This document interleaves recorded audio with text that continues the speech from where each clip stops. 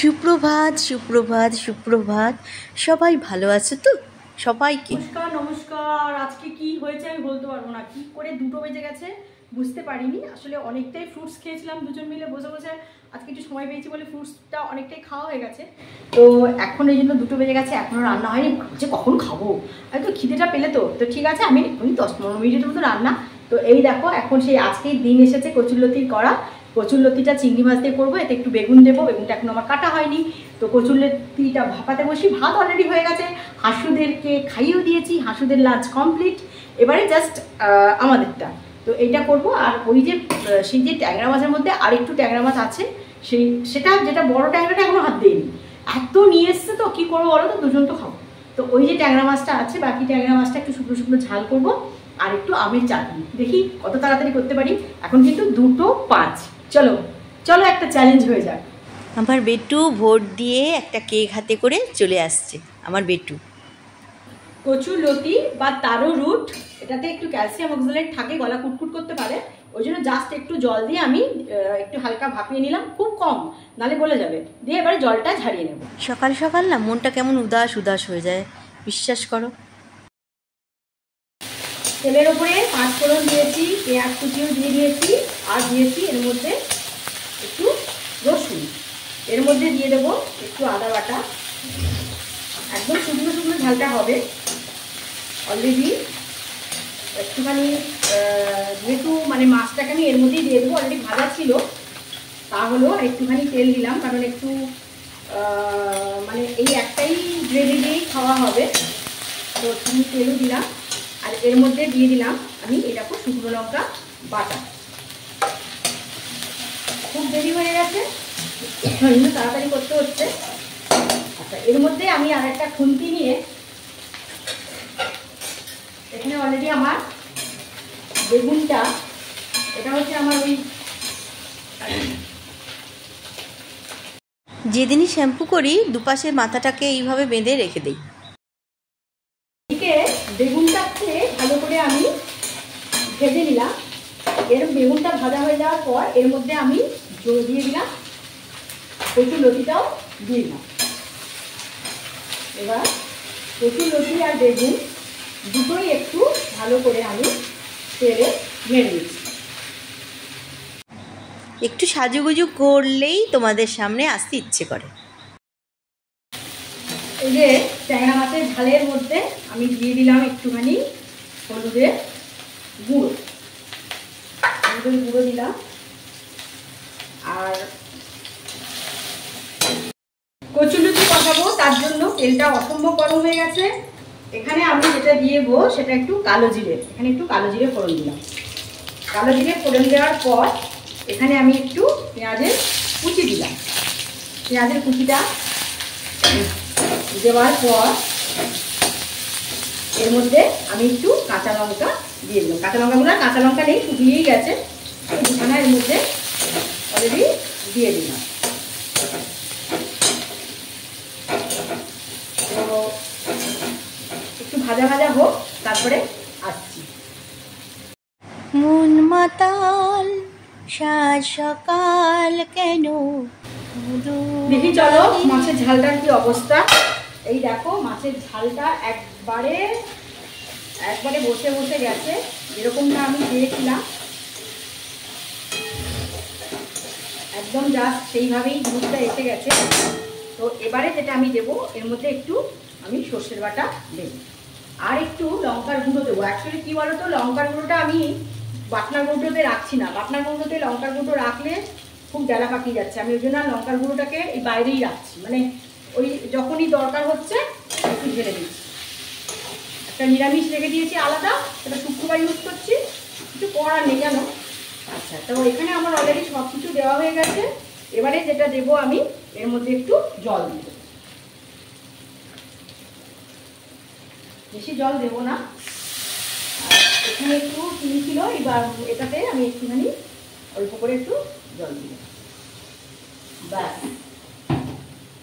Already দেখো আমার ট্যাংরা মাছের ঝালটাকে আমি একদম রেডি করে ফেললাম। তো কীরকম হচ্ছে ফুটে যাক, তারপরে আবার তোমাদেরকে আমি দেখাবো। মনে পড়ে আসি কোন জনমে।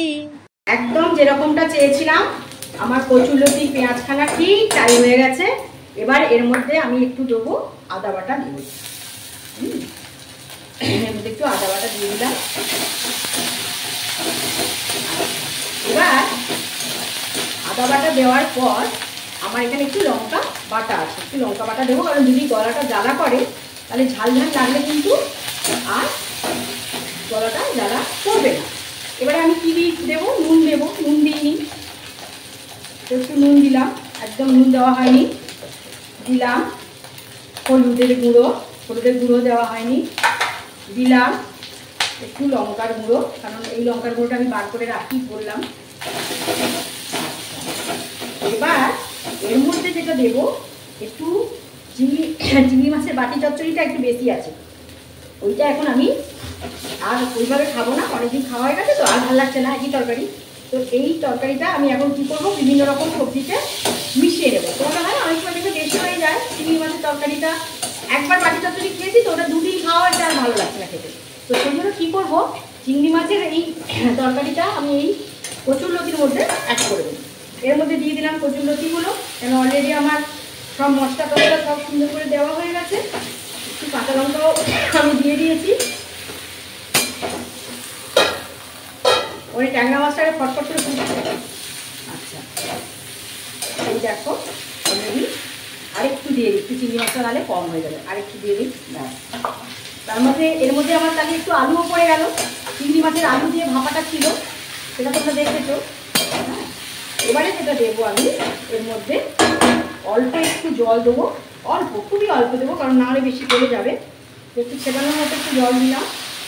আর দেবো একটু মিষ্টি, কারণ মিষ্টি মিষ্টি না হলে ভালো লাগবে না, তার জন্য আমি একটুখানি এর মধ্যে মিষ্টি দিয়ে দিলাম। একটু মিষ্টি দিলে বেশ সুন্দর হয় খেতে সবজি, যে কোনো সবজিতে। আর যারা রুটি দিয়ে খাও তাদেরও যদি ভালো লাগে মিষ্টি না খাবে, যাদের না লাগে না লাগবে।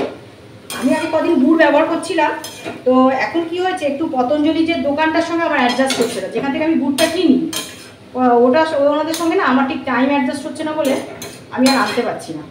তো অলরেডি এই তরকারিটা এইভাবে হয়েছে। তো এটা আমি আস্তে করে আমার এই যে ঢাকনাটা আছে ঢাকনাটা দিয়ে দিলাম। তো চলো, হয়ে যাওয়ার পর একদম লাস্টে কি হচ্ছে, তেরি মেরি হোঠোं पे। চলো মাছের ঝালটা কি অবস্থা হয়েছে, ব্যাস আমি যেমন চেয়েছিলাম একদম সেরকমই হয়ে গেছে, শুকনো শুকনো ঝাল। এবার একটু আমি 1 চামচ, এই গেড়ি চামচের এই 1 চামচ আর এই 1 চামচ মানে 2 চামচ একটু তেল দিয়ে দিলাম।